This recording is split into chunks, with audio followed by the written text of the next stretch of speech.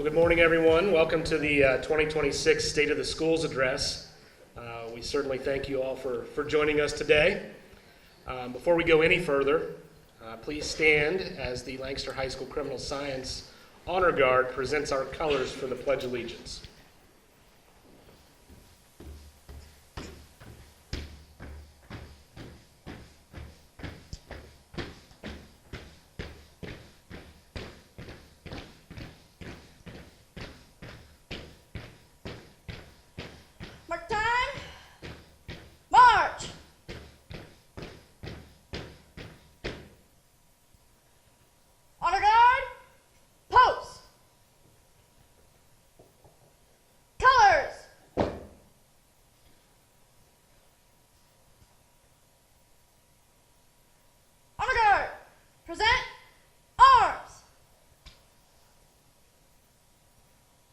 Pledge allegiance to the flag of the United States of America and to the republic for which it stands, one nation, under God, indivisible, with liberty and justice for all. Order, arms! Honor guard, mark time, march!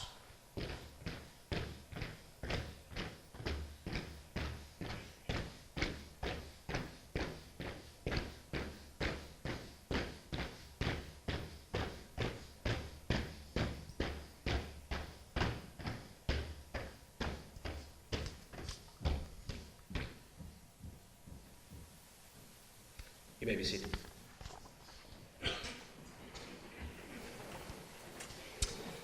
Thank you.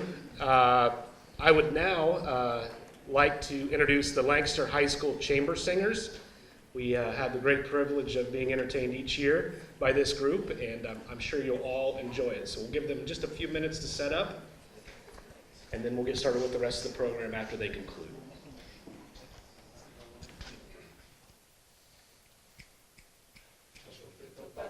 The battle of Jericho, Joshua fit the battle, the battle of Jericho, Joshua, the battle of Jericho, the battle Jericho, the battle Jericho, the battle Joshua, the battle Jericho, the battle Joshua, the battle Joshua fit the battle, the battle of Jericho, Joshua fit the battle of Jericho, Joshua fit the battle of Jericho, the battle Jericho, the battle Jericho, the battle Joshua fit the battle Jericho, the battle Joshua, the battle Joshua fit the battle of Jericho, Joshua fit the battle of Jericho. Talk about your kings of Gideon. Go on, you can talk about your men of Saul. Go on, yes, you can talk about it. Good old Joshua at the battle of Jericho. That morning, Joshua, The battle of Jericho. the battle Joshua, the battle Joshua,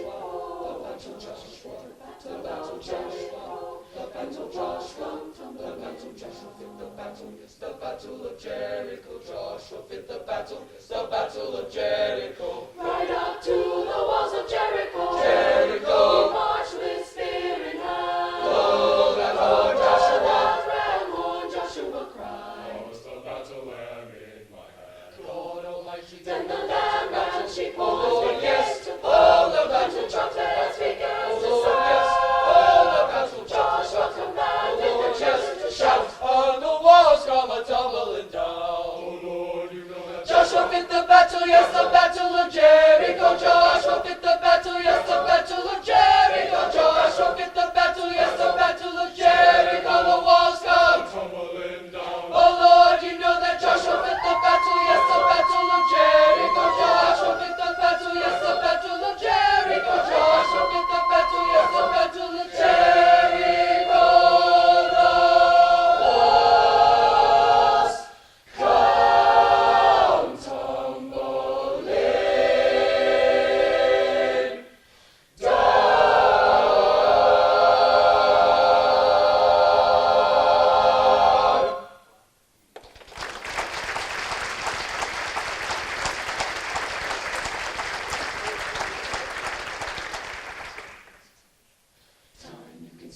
when you spend it, then you're running out of time. You can save it, but to save it is to take a little time. In a minute when you're in it, can you feel the passing time? It's an illusion, there's confusion when they tell you now it's time to get older, time to work and time to waste, and there's no time left to hold or time to tell them how you feel while there's still time. 3, 2, 1, 11:30, 2 a.m. then dinner time. Not to kill, I said I will, and still it flies, oh time.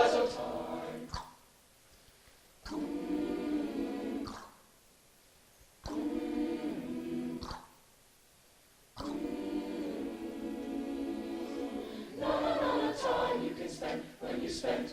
You're running out of time you can save, but to save it takes some time. In a minute you're in it.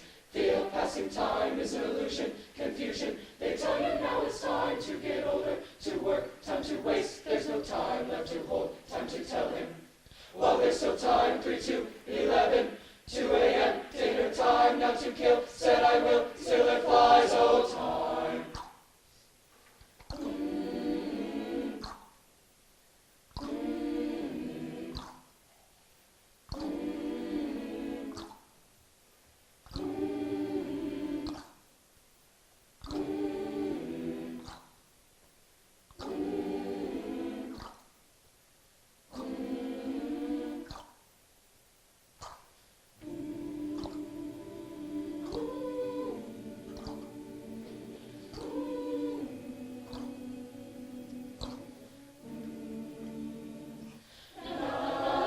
You can, when you're running out of, save it, take a little time, minute, can you feel passing is an illusion, they tell you, to get older, work, waste, there's no holder, tell him, feel there's time, 1:30, dinner time, kill, will still fly, oh time, you can spend it when you spend it, then you're running out of time, you can save it, but to save it is to take a little time, in a minute when you're in it, can you feel the passing time?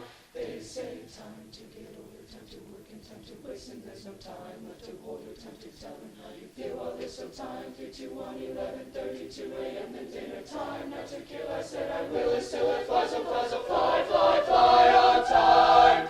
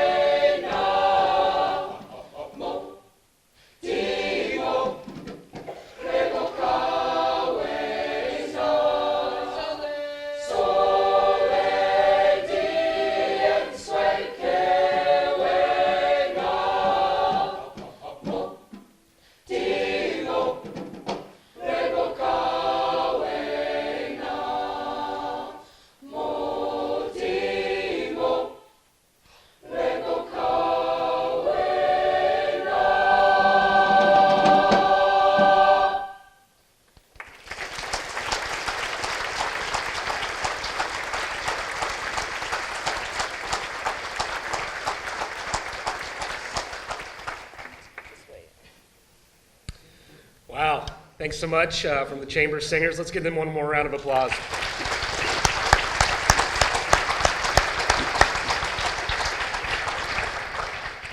Before I introduce our first guest speaker today, I'd like to take a moment to thank our sponsors. You've seen them on the screen behind us here as we were enjoying lunch, and they're in the back of your program. I think you'll be surprised to see just how many Chamber members are supporting events like this. So let's give them all a round of applause.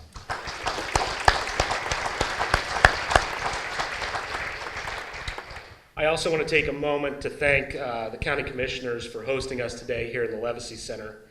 Special thanks out to Jason Grubb and Louis Schumann, David Fertig, that's been helping us with IT, and from Dan Neely's team. So let's give them a round of applause helping us get this thing together.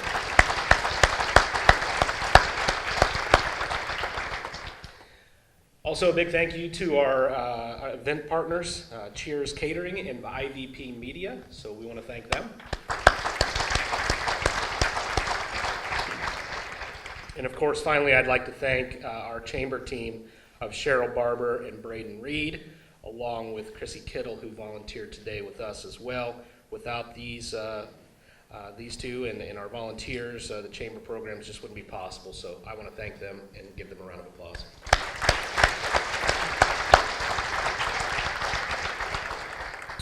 And now it's time to hear from our guest speakers. So our first speaker today I'd like to introduce.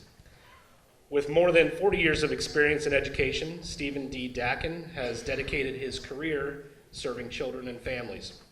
Before becoming the director of Ohio's Department of Education and Workforce under Governor Mike DeWine, Dackin held roles as a classroom educator, a school leader, a higher education professional.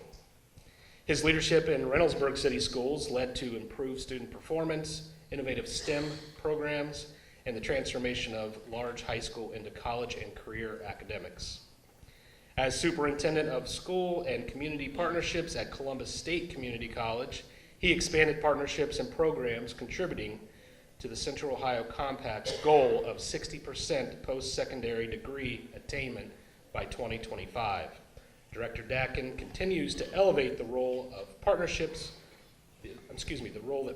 play in achieving statewide goals, and is a member of several education, community, and workforce boards. We appreciate Director Dackin being with us today and taking the time, so let's give him a warm welcome as he makes his way to the podium.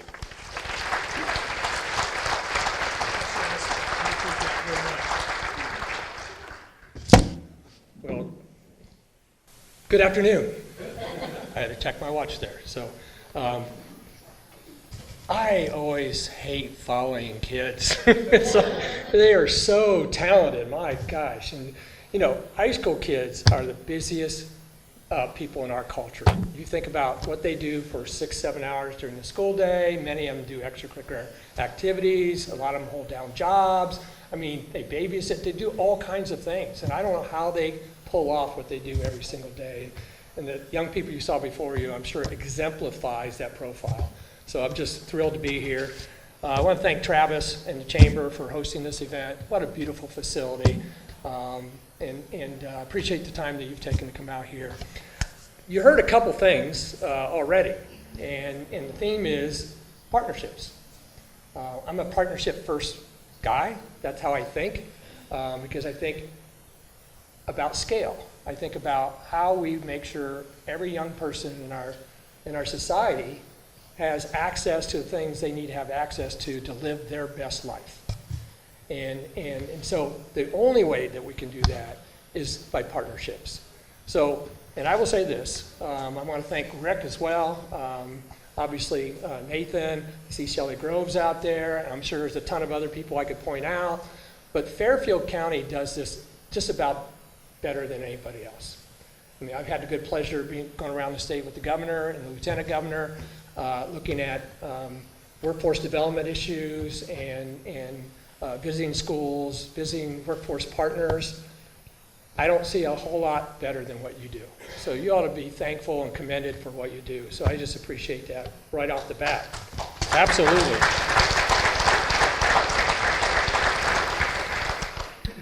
So I did have the pleasure of touring Rick's Workforce Center about, what was it, a year ago, maybe, Rick, now? Again, what a phenomenal place for things to come together, partnerships to come together, provide opportunities. I'm jealous of Nathan and the new high school in Lancaster. That's great. The opportunity maybe to take their CTE programs and put it in one building makes a lot of sense to me. One of the things that the governor talked about in his last State of the State speech, he talked about making sure all kids have access to career technical education. Access. We have a heat map that we did on our department. You can go to our department webpage and see the heat map. But the heat map shows you where there are high participation of youngsters in CTE in our state and where there's not. And it's a stark difference and contrast. Northeast Ohio, believe it or not, once a heavily manufacturing area of this state, has the least participation rates of kids in CTE. Now, there's a whole lot of reasons for that. But our goal, this administration's goal, is to expand access so that every child has access. They don't have to do it if that's not what they want to do, but they need to have the opportunity to access it. So you're going to hear a lot about what we're going to do to try to reduce the barriers that kids have. Sometimes it's transportation. Sometimes it's just kids have a hard time leaving their high school if they got to go to a CTE center and things like that. One of the solutions that we continue to push is satellite programming. And Eastland's been doing that for 20-some years. I know because I was a high school principal in Reynoldsburg, and Ross Dunlap, who was the superintendent at Eastland Fairfield Career Tech Center at the time, we had the first satellite program in Reynoldsburg. We had a performing arts program. And from that point on, it just expanded out. And that's one way, not the only way. That's one way we can create access. I always say bring CTE to kids. To kids, because not all youngsters are going to have the courage or the desire to leave their friends and go to another facility and get CTE. So it's a really important piece for the department. I was asked to talk just a little bit about the goals of the department. So obviously, if you heard the governor's State of the State speech, this governor has been a champion for children and families. 2 State of the State speeches ago, the only thing he talked about in the State of the State speech were children. What governor does that? I mean, we've had a ton of governors, and rightly so, they get up and, tout the economic accomplishments they've made in the state and do this and do that. But Mike DeWine talked about children and the welfare and the responsibility that you and I, as adults, as caretakers, care for kids and make sure they have what they need to have to live up to, as the governor calls, their God-given potential. So he didn't let us down in his last State of the State speech because he talked about literacy. We now have a law in the state of Ohio that requires every school district. And by the way, this is the first time the legislature's ever done this, where they actually mandated curriculum to local schools, because it's so important that we do what we need to do to make sure kids can read. 60% of our kids are reading at grade level. 60% in 3rd grade, reading at grade level, which means 40% are not. How can we have a thriving workforce when kids cannot even read at basic grade level? It's the most fundamental thing we can do as educators. And I don't put all the onus on schools. There's a lot of ways people can lean in. I'll give you one way. Fran DeWine has been a proponent of the Dolly Parton Imagination Library ever since she stepped in to the governor's mansion with the governor. We now have 77% of kids in this state get a book in the mail every month from the ages of 0 to 5. We lead the country in that. It's 470-some-thousand kids who are getting books every month, free, in the mail.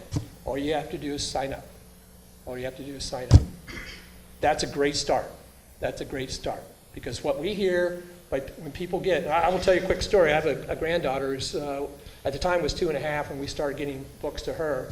Our favorite book was Ice Cream Face. If any educators out there, they know Ice Cream Face. So we'd read Ice Cream Face, which she wouldn't read yet, but I would read it to her.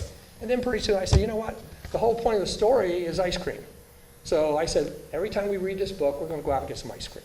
So we go out. About the 4th time I did that, I came back and her mom was home, which is my daughter. Her mom was home. And Erica said to me, Where you been? I said, not your business. But we went, if you must know, we went and got ice cream. She goes, have you ever heard of vegetables? I said, you know what? Here's the deal. That's your job. My job is Papa. I'm going to go get ice cream, and then I'm going to hand her back to you. Go. So, but the point is, what we've heard, again, stories and stories, is that families are coming together. They're reading to their kids at night before bedtime. They're reading at other events during the day. That is the kind of all-in piece that we need to do in this state. We need to lead the country in literacy. There's no reason we can't do that. We've invested $200 million in helping to retrain teachers throughout our state, high-quality instructional materials in the hands of really good teachers, and we have Read Ohio literacy coaches who go into our most needy schools in this state to help teachers teach kids how to read. And that is a tremendous investment by a state to do that. Now, we know we're not going to get that overnight. We're not going to get the results we want overnight. Mississippi, which is getting all the press right now because they went from last in the country in literacy to 9th. It took them a decade. It took them a decade to do that. Now, I'm cautiously optimistic. It's not going to take Ohio a decade to do it. So we're really excited about the opportunities that we have to do that. And so the second goal for us is numeracy. We need to just do basic math. The governor talks about we need to get back to the fundamentals. We kind of got away from the fundamentals. Literacy was one, math's another. So now we have high-quality instructional materials lift. We have a policy that requires kids who demonstrate talent in mathematics should be automatically enrolled in advanced coursework. Now they can opt out if they want to do it, but we're going to enroll them. Because here's what we found. We found that kids who could do the work often weren't in those courses. And we found out a lot of times those are kids who are economically disadvantaged, minority, and so we want to be automatically enrolled, and then if the parent wants to opt them out of the class, that's fine. That's a parent decision to make. But let's give them the start they need to get. They can do the work. Let's make sure we're challenging them to do the work. So I'm going to skip the workforce real quick because I think it's really important. This group is probably pretty interested in workforce, I would guess. And I think literacy is absolutely a workforce strategy. But there's some other things we're doing. We created a couple North Stars with workforce, a couple state goals. So the two goals for the state around workforce is one, to increase labor participation. We did a study with McKinsey and we found that Ohio has the highest percentage of people not in the workforce compared to our neighboring states. I don't know if people realize that. We've got a lot of people who sit on the sidelines for lots of reasons. Lots of reasons. But we can't afford it. Baby boomers are aging out of the workforce. Why is everybody looking at me? Got a little paranoid there. And then we have a declining birth rate. So there's less kids coming through K-12. Right now we have about 138,000 kids in a class. That's going to go down to about 122,000 in the next 5 to 6 years. So we can't birth our way out of this. And at the same time, this state's done a phenomenal job of getting good employers coming to our state because we're lucky as a state. We have a lot of natural resources. We have water. We have good infrastructure, cost of living, all those things employers want. But the one thing I hear from employers, where am I going to get my talent? Where is that? And so it's up to us to figure out how do we get people off the sidelines into the workforce. So that's goal number one. And goal number two is increase median wages so that people can live on a wage and have a family and do things to live their life that they want to do. So those are our two North Star goals. So the next question is, well, geez, how do you do that? You know, well, there's a couple things. Lieutenant Governor announced Ohio Works, which is an initiative regionally in our state that goes after the people who are not in the workforce. Connect them to jobs, connect them to employers, because it needs a connectivity. Now, at the same time, we've got to deal with issues like housing, transportation, food, childcare, et cetera. Those are all big issues that keep a lot of people out of the workforce. So this is not a thing that's going to happen overnight, but nonetheless, we have to do it for the economic vitality of this state. We've got to figure out how we get people in the workforce to do the jobs, keep the good jobs here in Ohio, continue to attract good jobs to Ohio, but we can only do that if we have the workforce that employers need. And so that's why you see an emphasis on expanding CTE in high schools and middle schools. We eliminated the middle school waiver last year. Middle schools could opt out of career tech before this. We said, no, every kid needs to be exposed to it now. And then the last thing I'll say about career readiness is I believe every kid should leave high school with a plan for the future. A plan for the future. Right now, the state requires districts to have a graduation plan. That's not good enough. It's not about getting graduated. It's about what's next. What's next? I'll give you an example. In Ohio, in any given year, we have about 138,000 kids who enter high school for the first time. If you fast forward 6 years later, 68% of that cohort do not get a 2 or 4-year degree. That's 93,000 kids year over year over year who entered adulthood, who leave high school. We don't know what they're doing. We don't know what credentials they have. We don't know what skills they left high school with, for the most part. They went to a CTE center. We have a pretty good idea. So that's a problem for us as a state.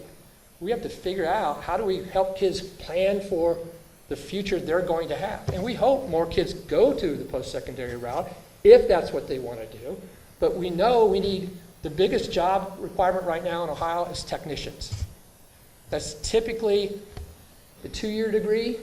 Doesn't always have to be that way. There's credentials that lead up to it. But that's the largest job openings right now in Ohio. And yet, how are we preparing kids to be technicians? Well, first of all, how do they even know that that job's available? Because without a plan for the future, without becoming aware, when I was a high school principal, and I know that shocks you, but this is what you look like after being a high school principal. I used to ask kids, well, what do you want to do? Well, that, in retrospect, that was a bad question. Because they don't have context. We don't give them labor market information. We don't, as structures, we don't have structures, many structures set up in our schools to provide ongoing career awareness activity, ongoing career exploration activity, ongoing career preparation activity, or in some cases, even training. There's a continuum of things that should be beginning in middle school and helping kids understand what's even available. What choices do I have in my community? What choices do I have in my region? And then what am I good at? What do I care about? We have a high absenteeism rate in our state. 25% of our kids miss 10 days of school or more. We gotta make sure I'm okay there. 10 days or more of school. And it's higher in high schools. And why? Why is it higher in high schools? If you guys can probably all, kind of guess on that. What we hear from focus groups that we've had with kids is there's a growing percentage of kids who do not see the relevance in the high schools that we have. I had my 50th high school reunion this summer. I know there's another shocking data point for you. And I went back to my high school. It's up in the Lima area. And they still have a 7-period day, 50-minute periods, 3 minutes of passing time, lunch, etc. Now, that's been alive and well for 50 years, at least 50 years. What business looks like it did 50 years ago now? We have to think differently about how we organize adults and kids to get their passions, to touch their minds and their hearts. We got to grab both. There's a ton of other things I could talk about, but the message I want to leave here is that thank you. I was raised by 2 great parents, loving parents in Northwest Ohio, and they instilled the notion of gratitude in their boys. So every day I was taught, when you wake up, think about what you're grateful for. Because life is a gift. It's truly a gift. And so the question then is, what do you do with the gift?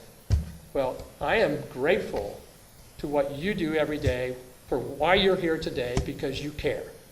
And you're committed to working with partners to figure out how we can help kids and families in this state. It's nothing better. It's not a better mission, in my humble opinion, not a better mission than that. Take care of our kids. Be the custodians that they need. So thank you so much. Thanks for the invitation to be here.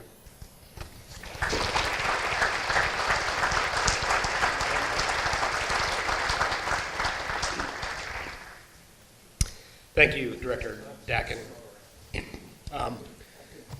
Excuse me. despite our next speaker begging me to read his 3.5-page bio, I've told him I think most people in the room know who he is. So without further ado, I'd like to introduce our invite to the podium, Fairfield County Director of Economic and Workforce Development, Rick Szabrak.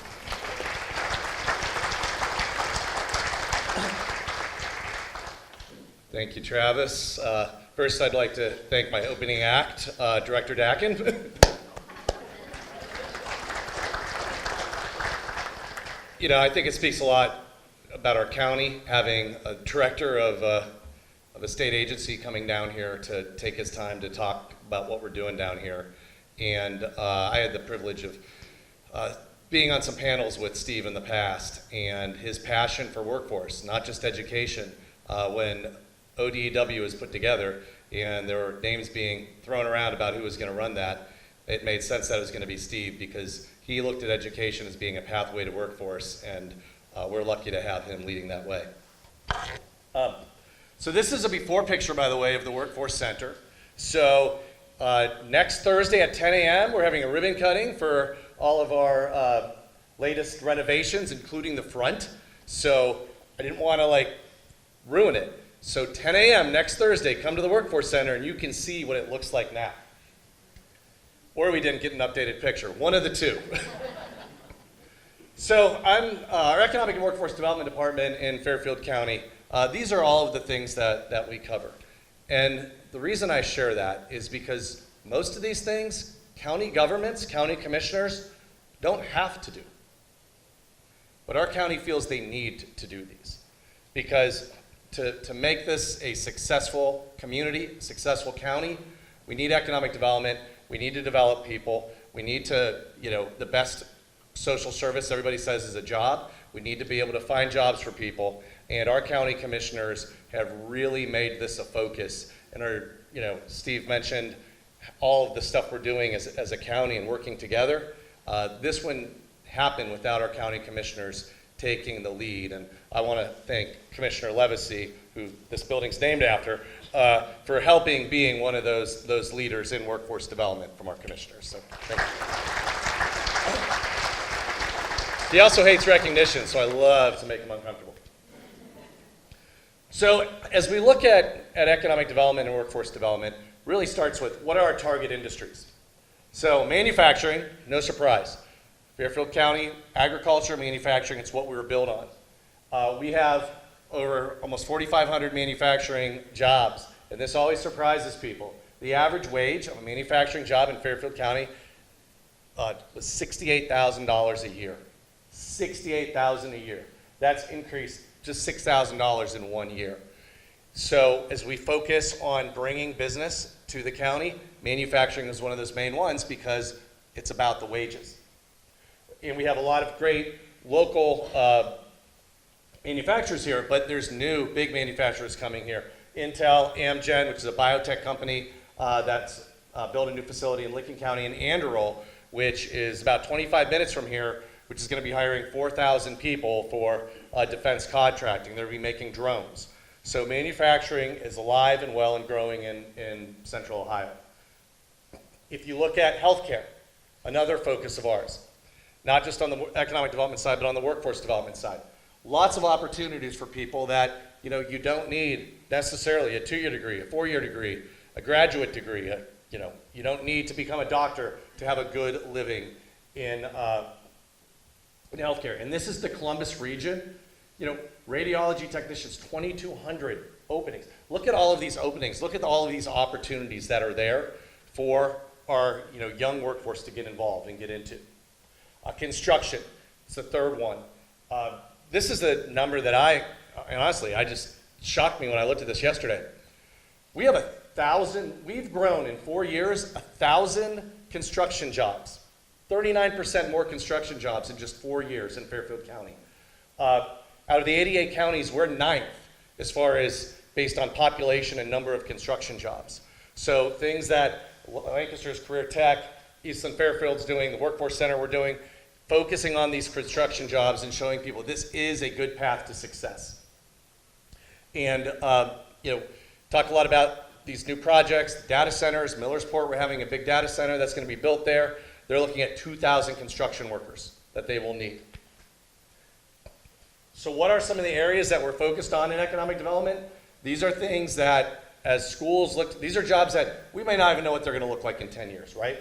We've got semiconductors, advanced aerospace, life sciences, AI, and energy. Central Ohio is leading the way, not just in Ohio, but across the Midwest in these categories. So as schools look at how do we build workforce, this is what we have. And I'm going to have Travis send these slides up, by the way, to everybody. I saw people taking pictures. Probably not of me. They were of the slides. That wasn't supposed to be funny. All right, now I've done this before with folks, so appease me if you've already gone through this exercise. But when I have a chance to go through this, this really helps tell the story about pathways. Because, you know, growing up, for me, it was you're going to graduate high school, you're going to go to college, you're going to get a job, you're going to retire from that job. By the way, that job was in newspapers. When was the last time somebody read a physical newspaper, right? So I had to adapt. I didn't follow that full career path. So what I'm going to do is I'm going to ask you to raise your hand if you meet this first category and hold it up until you don't meet this category. And we're going to see how many people followed that traditional career path of high school, college, career. How many of you enrolled at college right after high school? How many of you graduated the college you enrolled in after high school? Okay. If your hands have gone down, they stay down the whole time now, by the way. How many of you graduated in your original major? If you did not graduate in your original major, hands down. And how many of you are working in the field you majored in? Now look around. A lot of unsuccessful people in this room, huh? Right? Or are we successful regardless of the path that you followed? And that's kind of the point. Now, when I do this with teachers, do you think more of their hands stay up this whole time? Yes. Because they did follow that traditional path. So when our teachers are the ones talking about workforce and career pathways, that's the path that they knew. So an important thing is how can we make sure that we get to these students, work like things like John Sheridan is doing, our career navigators are doing, working with these students to say, hey, there are different career paths. So Director Dackin brought up what happens with degree attainment. This is Fairfield County. We have about 2,000 graduates, high school graduates a year, which, by the way, we are growing, so that's a good sign. Out of those, 55% enroll in college. That means 45% don't. That's quick math right there. See, I can pass that math stuff, Steve. We talked about, right? Tell the governor. 721, these are different age group or different graduation cohorts, but only 35% of the students that graduate high school in Fairfield County graduate college. A little better than the state average, but still, that's 65%. You're looking at 1,200 people that don't follow that traditional pathway. What are we doing with those students? And then there's ones that graduate college and don't.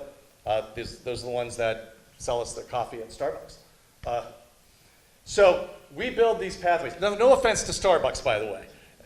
I had a conversation with a parent who said, I spent like $60,000 on college.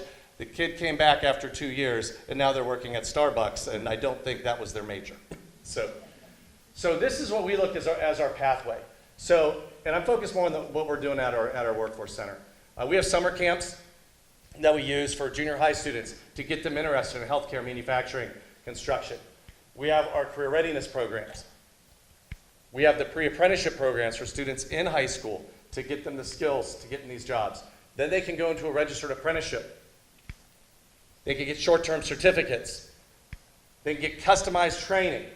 And then you know what? Through any of this, you can exit this education highway and work. You can keep making money while you're doing this. And then you come back and get a degree if you want. Not mandatory, but it's there. It's an option to keep following that path. Because in our take, while you're not going to follow, clearly 65% of the students in our county don't follow that exact pathway. Many of them do want to go back to school. It needs to be on their time, right? How many of you, show of hands, graduated college not in the traditional 4 years after high school? Raise your hand. Yeah, so there's a possibility. Or you just stayed for 10 years because it was really fun. How many of you don't remember whether you graduated? So we have our summer camps. Thank you to our partners, Lancaster City Schools, Eastland Fairfield, Community Action, OUL, Hocking College. these are free to any junior high student in Fairfield County. There are some flyers that you can take on your way out. And it's the point of this, and my favorite part is on Friday when the parents come in, they learn about what the students did, and then we have somebody from industry tell the parents and the students, here's the opportunity in these careers. Our career readiness program, where we work on resume building, mock interviews. We just had a career expo with over 300 students coming in and learning about different opportunities in our region. Financial literacy, we do a career signing day to celebrate these students the same way that colleges celebrate students coming to play a sport that they will never play professionally. We work on Ohio Means Job Seal, and right now we have 339 students across the county enrolled in this, working on these things to help them get a job. We have pre-apprenticeship programs. We have work-based learning. Last year we had 53 students graduate with jobs out of our pre-apprenticeship program. Right now we have over 100 students. That means more than 5% of the seniors, high school seniors in Fairfield County are now coming to the Workforce Center working on a program there. This wasn't an option before. So as Director Dackin talked about, there might be a reason why a student doesn't go career tech, or they didn't decide until their senior year what they want to do. This is still a way for them to do that. They can earn industry recognized credentials. We have training beyond K-12. We have adult phlebotomy programs. We're through a grant through Ohio University, we're offering phlebotomy training for individuals. One year we had a daughter and her mom both came and did it. That was really cool. We have engineering technology associate's degree program and 3 certificate programs that OUL offers at the Workforce Center. And we've been doing an employer training series. We just had 2. We have a 3rd one coming up. So visit our website to learn about that, because when we talk about workforce, it's not just about the labor pool and the workers coming up. It's about how do we work with them. And there's a lot of diversity and a lot of different age groups and things that we need to learn to work with. And employers need to learn and adapt. Just like Director Dackin said, no company's the same 50 years ago. We shouldn't be managing people the same. We have partners at Hocking College doing carpentry, electric, HVAC, water, wastewater, phlebotomy. OU, engineering tech, we have an adult phlebotomy program. And then we have other workforce programs. This year, and it's about getting creative, this year we worked with Freeland Contracting up in South Columbus. They have a great plumbing lab. And they said to us, we really like to hire more plumbers. I'm like, well, we don't necessarily want to invest in a whole plumbing lab. Let's see how this goes. We'll do basic training at the Workforce Center, but then the students can go up to their training center in South Columbus. And we have 9 students from Fairfield County that are doing this. So it's a way for us to not have to invest a lot, but find a new pathway for students that have a lot of interest in that. And then finally, removing the transportation barrier. We're working on housing, we're working on training, but transportation is another major issue that we're facing. And so the county worked with the city in transferring Lancaster Fairfield Public Transit over to the county. We've renamed it the Link. Who here has seen the Link driving around, these cool buses, right? I saw Martin Barker here, or his doppelganger, Martin. He's the one that designed this. So round of applause. Stand up, Martin Barker. Come on. Was that a curtsy? It was a curtsy. That wasn't a standing up. Martin did a great job, crowd communications and the county leadership team, and really helping to rebrand this and bring a focus that, hey, this is an opportunity for folks. And then driver's ed, along with Fairfield County ESC, we have a driver's ed program. Some of the schools have launched them. We have one now at the Workforce Center. If you're a student at the Workforce Center, you get free driver's ed, because our goal is to try to remove as many workforce barriers as possible. So driving is one of those. So these are the things that we're trying to do to make sure that we give as many career pathways as possible. And we couldn't, and so here's some upcoming things for us. We've got the ribbon cutting and open house, 10 a.m. next Thursday. We've got a parents' night, so this would be for students with high school or parents with high school juniors. We have a pre-apprenticeship graduation on May 8th, and then that signing day. Grab some flyers on your way out for some of these, and then thank you. I'm going to ask, no curtsies, I'm going to ask anybody that is partnered with the Fairfield County Workforce Center to stand up, because without you, this wouldn't be done. Whether you're an employer, whether you're a school, stand up, and I want to thank you for what you've done. I see some of you. I'm taking notes. Because it truly is about partnership. These high schools changed how they do business, really. They send students through online learning so the students can come to the Workforce Center. They're not showing up on report cards. They're not getting all of these accolades. They're doing this because it's right for the students. So none of this would happen if it weren't for our high schools and what they do for us. So thank you so much for that partnership. Thank you, Travis and the Chamber, for giving us our time. And thank you, Director Dackin, for leading these workforce initiatives.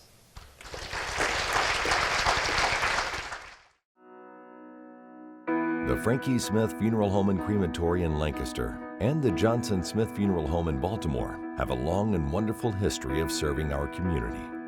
Feel free to give us a call at 740-653-0652. Stop in and see us at either of our two locations, 405 North Columbus Street in Lancaster and 207 South Main Street in Baltimore. Respect for tradition, regard for change. At Fairfield Federal, we believe true prosperity is shared. For 130 years, Fairfield Federal has invested in the community that built us. From supporting businesses that employ our neighbors, empowering the initiatives that strengthen our community, and serving generations of families, Fairfield Federal is proud to share this milestone of progress with our hometown. Fairfield Federal is your place for checking, savings, and home loans. Member FDIC, Equal Housing Lender, NMLS number 402612. Life moves fast, and Buckeye is here to keep you moving. New dream job? Celebrate with a ride that feels just as exciting. Passing the keys to your new teen driver? Treat yourself to an upgrade you'll love. Family getting bigger? Buckeye's got the perfect, spacious, safety-packed vehicle for every new arrival. Wherever life takes you, Buckeye Nissan, Georgesville Nissan, Buckeye Honda, and Buckeye Toyota are ready to drive you forward. Your life, your car, your choice. Choose Buckeye.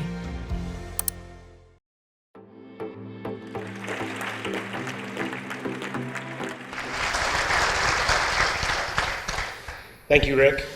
I do want to make a little bit of a correction to Rick's comments. April 1st is on a Wednesday next week, so that's according to a text I got, or otherwise I wouldn't have known that. I'll be there Thursday. Okay. Perfect. Okay, our next speaker is Nathan Hale. He is the superintendent of Lancaster City Schools, and I'm sure he's got some exciting news that's just around the corner.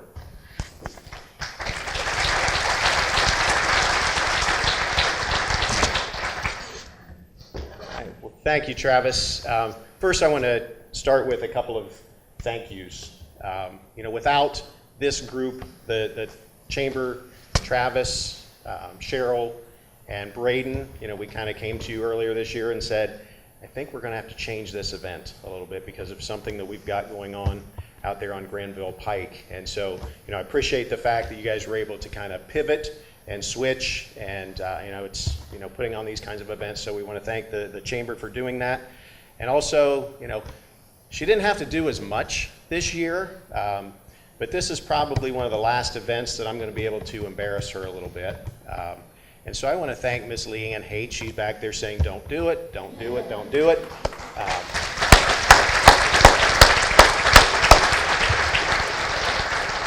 For those of you who don't know, Leanne is going to be retiring again, and so we're losing an institution in Lancaster City Schools, but can't thank Leanne enough for what she does in helping to put this event together.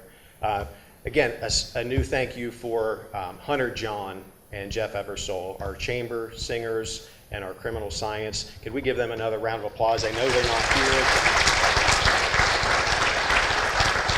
If you have not had the opportunity to attend one of our events at the high school, those choir concerts, they are spectacular. Hunter has brought a new energy to the choir program, and I encourage you to attend one of those events if you get a chance. And lastly, I want to thank the Lancaster Board of Education. If I could have all 5 members of the Lancaster Board of Education please stand up.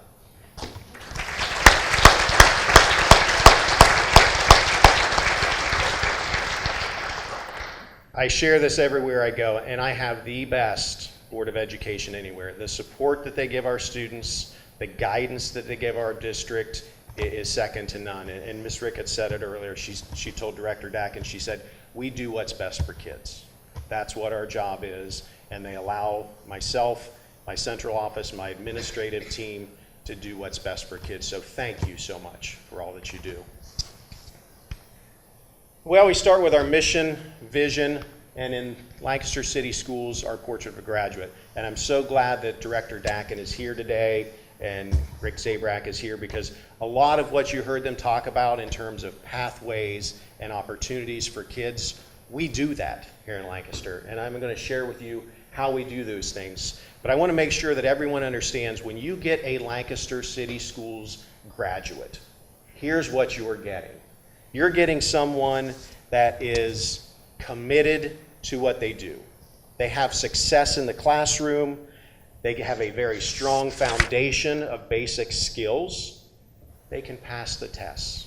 They can be successful in your businesses. They're going to come to work every day and work hard. They're going to care about each other. They're going to care about the business that you have. They're going to show up every day. They have a strong work ethic and a pride in the community that is second to none. One of the things that we really want to focus on is getting our Lancaster City Schools graduates to come home. Whether they go to college, they go to the military, wherever they go, we want them to come back and be citizens in our community because we know who they are. We developed them. We brought them through this Portrait of a Graduate, and so we want those kind of people living in our community. A couple of years ago, I started this tradition. It's easy to talk about students and what they are and who they are, and they're kind of turning red here, but I have two very special young ladies here with me today, Madeline Edgar and Jade Pico. These two are members of my superintendent leadership group, something that I started about 4 years ago, and we meet once a quarter, and I always say, how are things going? What would you like to see changed? And they're not bashful. I love their voices, I love their opinions, and they've given me good guidance as a superintendent. Maddie is a member, as I said, of the superintendent leadership group. She's going to be attending the Ohio State University. She's a member of the National Honor Society, Key Club, track, field hockey, varsity L, senior class officer. She's a summa cum laude graduate. She's got multiple service organizations that she works for, and she has a job. She works at Roosters. So go see Maddie at Roosters sometime. And that's just a snapshot. When they gave me their brag sheet, that's just a snapshot of what she is. And then Jade, as I said, she's a member of the Superintendent Leadership Group, National Honor Society, class officer, Big Brothers Big Sisters, the Ecology Club. She's a county park volunteer. We just realized that we passed each other going in and out of Manberg Park the other day as she was coming into work. She's a Habitat for Humanity volunteer. She's a member of the ODNR Teen Advisory Council. She's also a summa cum laude graduate, and she's going to be attending a to-be-determined university where she will be a very successful scientist. And so, when I say summa cum laude graduate, those are our top tier. We've got two of the top three sitting here with you. So please thank Jade and Maddie.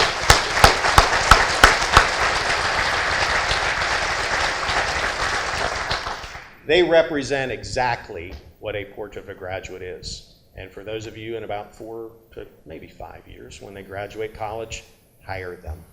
They will be successful for your organization. As Director Dackin talked about, here in Lancaster, we are getting good results. Our overall report card, we had a 3.5 stars with a 4-star rating in college, career, workforce, and military readiness. And as we were talking before the event, he said, a lot of districts are kind of behind in this area. We're not. We have a 4-star rating. Since 2021, we have seen a slow, steady increase in all of our test scores. These are all of our test scores for 3 through 8, and then our end of course exams. It's been a slow build for our district coming back, but every single year we have seen those increases in our test scores. We know we've got some areas to improve in, but overall we are headed in the right direction. Just last week, we were informed, he mentioned the governor and the science of reading, A couple of years ago, Director Dackin and Governor DeWine came down to visit Medill Elementary and focus on the science of reading because we were doing the right things. And just a couple of weeks ago, and I know Amy Tate, principal of Gorsuch West, is here in the audience, the governor named us as one of his reading champion schools for doing exactly what we're supposed to do with the science of reading. So congratulations to Amy and Gorsuch West Elementary. You know, you all talked about pathways.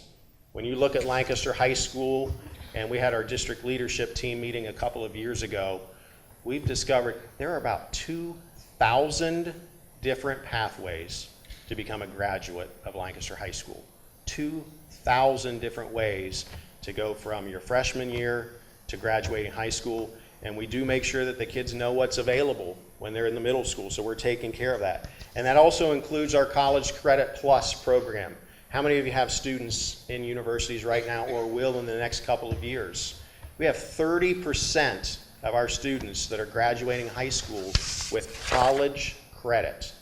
That's a nice savings to you as parents. So our students can go directly into the workforce. We've got them at the Workforce Center. We've got them in one of Mrs. Davis's career tech programs. I'm so excited about the fact that we're going to bring all of our CTE programs under one roof, and you'll have a chance in just a few minutes to actually see what that's going to look like in our high school. But when kids see the programs that they're going to be able to be enrolled in versus, well, that's that program over at Stanberry, or that might be that program that they've never seen before. When they walk through the halls of our new high school and actually get to see those kids in action in their lab, they're going to sign up by the droves. I know we already have waiting lists for a lot of our programs. You know, we may have a waiting list or have to add something, and I hope that's the case. So again, you know, we not only work on those portrait of a graduate items, but we are removing some of those barriers. You know, a couple of weeks ago, some of you probably saw the story. You know, cannot talk about the generosity of our community. Buckeye Toyota and Brad Hutchison donated a brand new car to Lancaster City Schools so that we can have a second car for our driver's ed program. You mentioned the barrier, you know, of kids getting to work. We now have Gusto 1 and Gusto 2 that will be able to have kids in the driver's ed program. And just wait until you see what's next. We have a community group that will be meeting in a couple of weeks to talk about removing the barriers, actually getting a reliable car for kids. We're going to get them their driver's license. We're going to get them help getting a car, and then they will be able to get to all of you to perform that work that you so desperately need. You know, we live in such a special community. When it comes to the support and the resources that we have, we don't have to ask. In Lancaster City, you know, I've said to a lot of our special donors, I never want to come to you and have to ask for something. They recognize that there's a need in our district, and they come to us, and that's so special. You know, and as we talk about these pathways at Lancaster High School, you've probably heard about this little project that we've got going on. You know, 15 years ago or so, we started down this pathway to our master facilities plan. And I know he's here in the audience somewhere. Where's Jerry at? Jerry's back there, and Jerry is almost at the end of this long journey. And, you know, he talked about aging. Jerry looked like one of these students when we started this project. And so, as most of you know, we're going to open this building in the fall of this year. September 1st officially will be when the students come in. So I just wanted to kind of take you through what the building looks like now. I know you've probably seen some pictures, but kind of walk you through. Yesterday, it was really exciting. I got to take my superintendent leadership group up and tour the building, and the first thing we did is we took a picture on those front steps. Now, it doesn't look like this quite yet, but I thought to myself after I took the picture, and I was kind of looking at, imagine how many pictures are going to be taken on those steps over the next 50 to 60 to 75 years. Rick, you probably won't be in many of them, but you know, maybe for the next 5 or 10 we'll get our picture taken there. But just imagine what's going to happen at the front of that building. It's so exciting. You know, looking at the outside of the building, these are just the renderings, but it almost looks like this now. Sans the landscaping, and Jerry, don't panic. We're not going to have all of this landscaping. Architects love to put trees and bushes all over the place. But as we look at the outside of the building, it almost looks like this right now. And so when you come into our building, one of the things that you will recognize very quickly is where you are. You are in a Lancaster High School, home of the Golden Gales building. As we look down the hallway, and this is from the south entrance, the main entrance looking north. And a funny story yesterday, as we were leaving the building, one of the students had left her book bag down in the auditorium, our exchange student Elena, and she had to go down there, and it's about 3/4 of the way down the hallway, and the kids were saying, "Run, run!" And she was running down, and one of the girls said, "She's so far away, it looks like she's running in slow motion."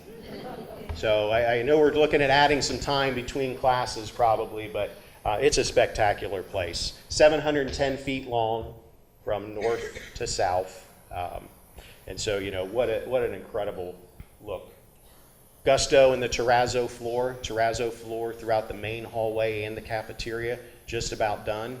If you want to see a great technique and a difficult job, one that I will never want, is installing terrazzo floor. But the skilled labor that's necessary to do that, wow, what a task. So this is looking down from the second floor as we look at the south entrance, the main entrance.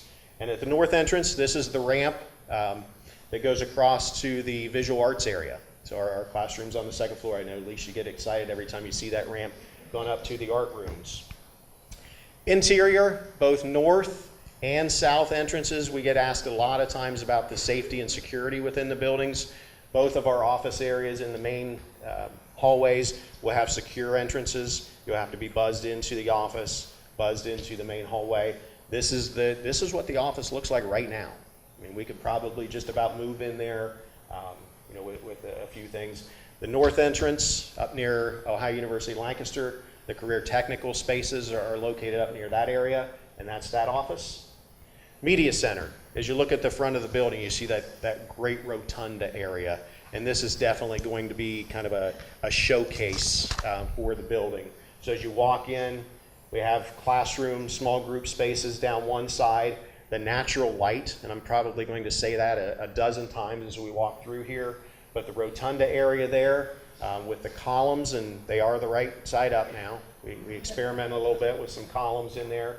The Gusto light fixture hanging down the center is going to be incredible. There will be seating and bookshelves in this area, and a great gathering space for students and community.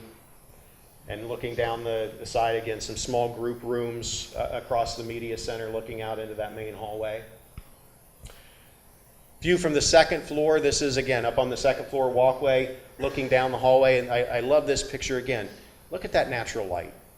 Look at the visuals that you have going down that hallway. You see the gymnasium there to the right, and we'll take a look inside there.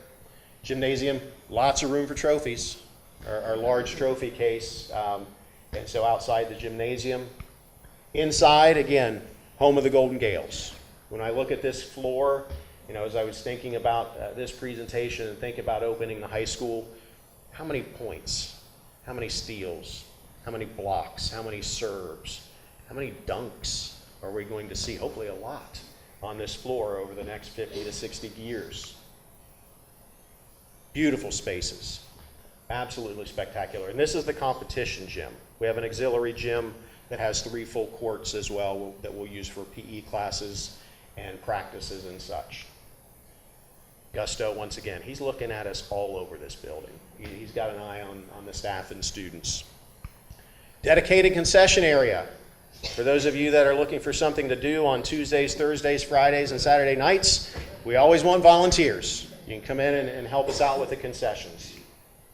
Our cafeteria space, again, look at that natural light coming in from that bank of windows down the first floor hallway. Cafeteria is amazing. It's about twice the size of our current cafeteria. Flexible seating areas. We're going to have high top tables, banquette seating, booth seating. You love the bank. I know Jerry loves the booth seating in there. High ceilings. We're going to have 3 projector screens, so we'll be able to have presentations in there. Visual screens throughout to be able to showcase. The marketplace area, if you've been to a college commons, this is very similar to what you might see in there.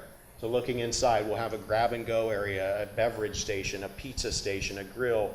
You're not going to walk through. Those of you who went to Lancaster High School or traditional high schools, you said 7-period day. Not a traditional high school here. Not the 2 lines going in with the menu on the right and the tray. Not what we're doing here at Lancaster High School in our cafeteria. The theater and the auditorium space. Again, state-of-the-art. Nearly 800 seats inside of our theater. If you've been to Lancaster High School, the auditorium, those doors bang throughout the performances. We have a secure vestibule. You'll come into a dark area, walk into the theater, so you won't have to worry about that anymore. Box office, again, I'm sure they'd like some volunteers. We've got our performance coming up April 22nd, 23rd, 24th, and it is Footloose. So, and a lot of the chamber singers will be a part of that, so we encourage you to come out and watch that. The stage space, the auditorium space is amazing. The space is much larger than our current stage area as you walk through there. Orchestra pit, so we'll have an area for our orchestra and our music department when they participate. That area will also have a cover over it, so we'll be able to extend the stage when we're not using the orchestra pit and add about another 20 feet to the front of the stage. Looking back at the back of house, sound booth. Again, if you've been to our current high school, the sound booth is that table that sits in the aisleway that blocks everything up. We have a sound booth that will control the sound and lighting. Fly space. Those of you that were theater majors understand, how the fly space is used for scenes coming up and down. Again, I think it's going to be a full-time job learning how to operate all of the pulley systems there. But storage, makeup rooms, scene shops. We even have a room for the Steinway piano that goes on that stage. And easy access to our music rooms. They're just around the corner, which we have here. We have 2 rooms designed for instrumental music. One for kind of the traditional band space, and for those of you that know Lancaster High School, we have room for the percussion. Right now, percussion kind of practices wherever there's some space. We have a dedicated space just for percussion. And so the groups will be able to operate together. And then Mr. Hunter John, he has a space that's about twice as large as what he currently has for his choir and vocal music. So we'll be able to have the risers up in one half of the room and traditional seating in the other for the vocal music. Upstairs, 3 dedicated art classrooms. One that will be a traditional kind of painting classroom, one for ceramics with 3 kilns that we have there, and one for kind of a general art room. And so we'll have 3 full-time art teachers when we open the new high school. Career Tech spaces. Take a quick walk around through there. We talked about Career Tech, and that is a program that Mrs. Davis really focuses on making sure that as many kids participate in our Career Tech programs. We talk about, there used to be a stigma around Career Tech, not at Lancaster High School. Kids want to participate, and when you see these types of programs with the auto shop and the alignment rack and having state-of-the-art facilities in there, kids will walk out of here and right into a great paying job as a technician at a dealership. Construction Academy, 2 matching labs, one for kind of the plumbing, carpentry, electrical on one side with shared storage and outdoor space outside where the students can work. Again, about double the size of what we currently have. Our systems tech, we have both a metals lab and a systems tech lab for welding. Primarily, we've got 5 welding bays in here, 5 welding bays in the other, and I know we toured the Eastland welding program a couple of months ago, and we're going to be able to have kids graduate and go right into those programs, which are 6-figure jobs, by the way. Family Consumer Science, Life Skills Classroom. See a lot of people saying, we need home ec. We got it. We just call it something different, food principles and different programs, but we have that in our classrooms. The Ag Science Lab. If you haven't had a chance to meet Mr. Thomas, our Ag Science teacher, he's like the Energizer Bunny. I think he will have this place humming as we get through in different spaces for the Ag Science program. Cosmetology. We'll be able to do facials, salon, pedicures, manicures, all of that right here, and it is open to the public. So, Rick, we can go out there and get a haircut as we get through. And I shared the other day, and I know the slide's a couple away, but you can walk right across the hallway to Culinary and get a snack. Broadcasting. This is just the studio space. We're going to have a state-of-the-art studio space. Mr. Burke told me it's kind of like the one that you see on Channel 10 now. And so we have our broadcasting space along with individual editing bays where the students can work independently. Our health tech lab, I know one of the slides mentioned the health services area and nursing. Our students will be able to graduate from here with hands-on experience, walk right across the path to OUL into their nursing program, and have a nursing degree at a very low cost. Culinary arts. You know what our culinary kids could do down at Stanberry with one stove and one prep table? Imagine what they'll be able to do with 4. Our culinary experience looks like the inside of a 5-star restaurant.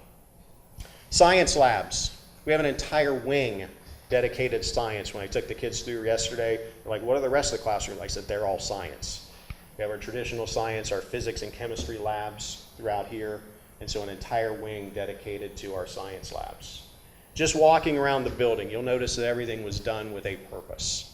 As I said, you know, Gusto's kind of watching you throughout the building, but this goes out to the west side parking lot. If you've been to the building or know the old, it's terraced, so you actually walk in on the 2nd floor. This is taken on the 1st floor on the back side. We do have lockers.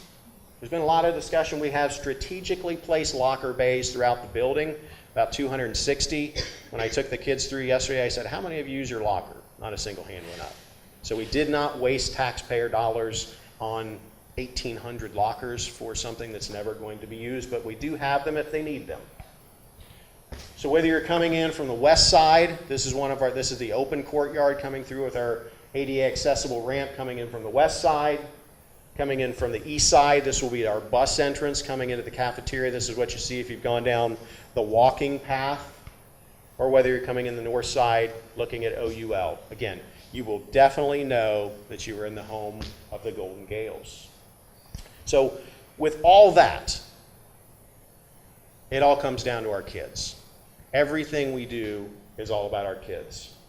And earlier this year, and my fellow Rotarians, I apologize, you may have heard this story earlier, but believe it or not, I get a lot of emails, and some of them are not pleasant, but I got one earlier this year, and this is our volleyball team from Thomas Ewing. And I want to share with you the email I got from Tays Valley Middle School. Last Thursday evening, our volleyball teams played each other at Tays Valley East Middle School. I take tickets at most home volleyball games at East, and I wanted to take a moment to let you know how impressed I was with the group of young ladies who came from your school. They were among the most polite and respectful students I've encountered since taking tickets many years ago. I wasn't the only one who noticed. Several others commented on their outstanding behavior as well. They were excellent representatives of your school, and you should be very proud of them. So as soon as I got that email the next day, I'm at Thomas Ewing. I got to talk to these girls, tell them how proud I was as a superintendent. I shared with them, I said, I don't get a lot of really positive emails, but when someone tells me that my 7th and 8th grade volleyball team represented our district in that way, how proud could you be? We've got kids like this. We've got the kids that came and posted the colors. I hope you had goosebumps when you were listening to our chamber singers perform. We have amazing kids in our program. We have an amazing school district, and I am so proud to represent the district as superintendent. I want to thank all of you for what you do for us, because we couldn't do it without you. And I thank you for your support. I want to thank you for coming today, and I want to thank you for making Lancaster City Schools the place to be for learning, caring, and succeeding. Thank you. Have a great day.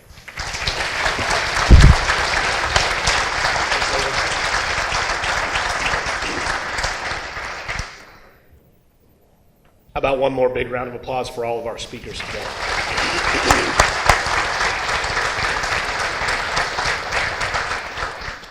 Just a couple closing comments here, a couple special occasions coming up with the Chamber of Commerce that I wanted to remind everyone of.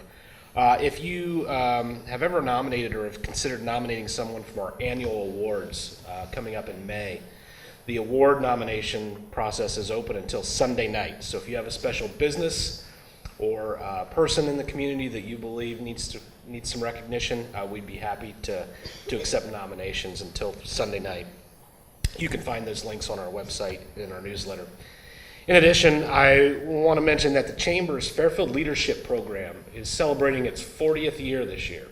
So we've been providing leaders to the community for 40 years now, and to help celebrate that, we are inviting anyone who has participated in our leadership program in the past to join us for a celebration, a happy hour that we're going to host on April 24th at 2 p.m. at Outer Belt Brewery. There's a QR code when you leave on the registration table if you want to take a snap of that to get registered. I'm just curious, in the audience, show of hands, who has participated in Fairfield Leadership? Okay, yeah, quite a few. That's what I thought. We believe that we estimate about 800 leaders we've produced over the last 40 years, so we're pretty proud of the program. Come out, help us celebrate. With that being said, I again want to thank you all for joining us today. Please have a wonderful rest of your day, and we hope to see you all very soon. Thank you.